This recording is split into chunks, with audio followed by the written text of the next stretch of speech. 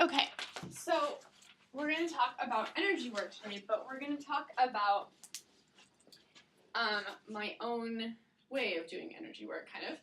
And it's a very subtle, kind of intentional thing, using intention, and you're actually working on a different plane of existence, which I believe is the causal plane, what some people would call the causal plane.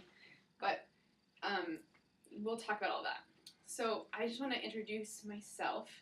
I started meditating when I was 19, so that was like my beginning into all of this kind of thing.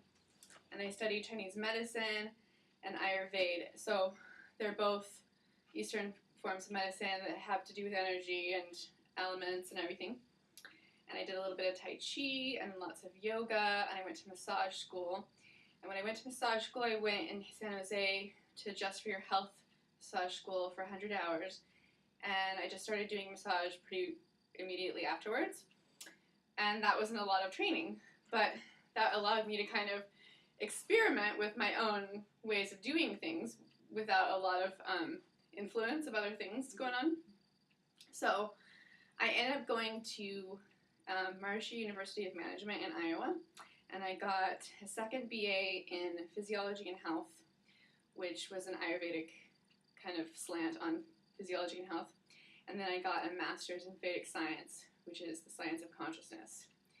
And that's a whole subject in itself. But I went on the Invincible America course for a year after that and did a lot of, basically just tons and tons of meditating for a year. And then I went to massage school again.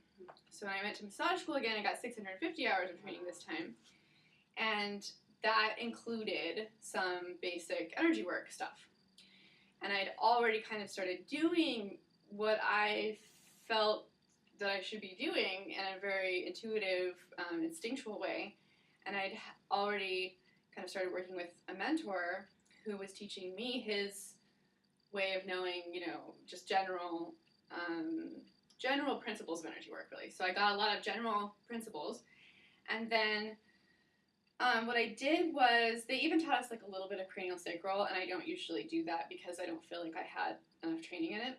But I didn't do Reiki for some reason ever, and I think it has to do with being a slightly different energy type, which we'll go into pretty soon. But I did do Diksha, and that was really great, and that is a little bit similar, actually, even though some people say it's like a more subtle thing for them. It really depends on who you talk to, of course.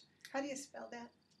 Diksha, it actually can be spelled a lot of different ways as far as I know, but it's the oneness movement. So thanks for asking that question. I actually always ask everybody to ask as many questions as you can because I love questions. It helps me teach better. So it's the oneness movement, and they have a whole oneness university in India. And it's Sri Bhagavan. But we will not be teaching that tonight. That's just a background. And it is something that you can go through the training for very cheaply sometimes. So it is something good to look into if you're interested in having an energy transfer kind of training. I don't know a lot about Reiki, so I won't say a lot of it about it, since especially we've got a Reiki master in here. But it's definitely the kind of situation where they give you an energy transfer. Is that correct? And then, so you're a channel for that. Exactly. Yeah. So that's like the basic principle that's the same with all energy work. Right, exactly. But we're going to do a slightly different thing with it tonight. Yeah. And it is really cool when you have training in something already, when you have some kind of energy transfer already, because then I just feel like it kind of amplifies your skills in the area that we're going to go into tonight too. But that's something you can always do anytime.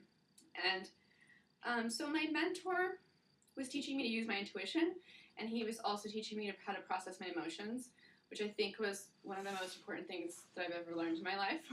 Because I did a lot of meditating and yoga and all these evolutionary techniques before I knew all the sorts of things about diet and herbs. But I wasn't dealing with my emotional situation, and that was like the most important thing for me, and actually it is for a lot of people. So we're going to go into that a tiny bit tonight just because I think it's essential for everyone to have some feeling, especially in energy work. You're going to sometimes feel people's feelings, And I think that it's really important to talk about that. So then he started teaching me basic energy work, which he kind of, his way of doing it was to really bring in energy from to open up his 7th chakra, which is up here. And we're going to go over all the chakras tonight just for, and probably everybody knows them in here, but we're just going to briefly go over them. And he channeled that kind of God or heaven energy or whatever you want to call it through his body and then out through his fingers that way. So that's a pretty,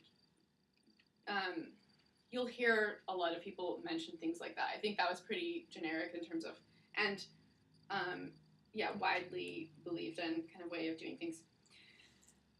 He also recognized in me, though, that I had my own abilities to do stuff on this, what he thought was another plane of existence, so we'll talk about that. And that has a lot to do, for me, with the 5 elements, and we're going to go over what the 5 elements are, too. And that was something that came about from having studied Ayurveda and Chinese medicine, but I think it was also something I'd already been working with in past lives, so, and I definitely have a memory of being a massage therapist in a past life already, so we know that that was happening and that there were herbs involved too, so. And okay, so after I got into doing elemental energy work, I started getting into like using universal love more, and then I was with a friend talking about gemstones all the time. We started getting into the energy of gemstones, which is really cool because you can actually use that energy without even having to have the gemstones there. It can be more powerful when you have the actual gemstones, right? But you know, when you have an extra $20,000 or whatever, and and so there was also a Vedic gem energy program in the movement that I was in at the time, the Maharishi University of Management movement. They had a Vedic energy, like a gemstone energy program where they would actually project gems, like project light through gems onto you. And that kind of gave me the idea, I think, to start working with it on a more subtle level. And so we'll go over all that kind of thing and how how different gems correspond to your different chakras tonight. And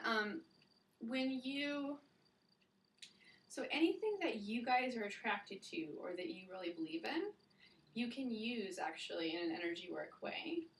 And it's just about being open to it and kind of like being open to learning whatever your guides and other realms can help you with. And we're going to go over human design a little bit too, just because when I learned that I was a projector in human design, that explained a lot of things about my energy, the way that I work with energy. So we're going to actually look up your guys' charts really fast before we do anything else. But I'm just going to say to the people in the video, thanks for watching our little introduction, and check out my website at www.hillarieselementsofhealth.com.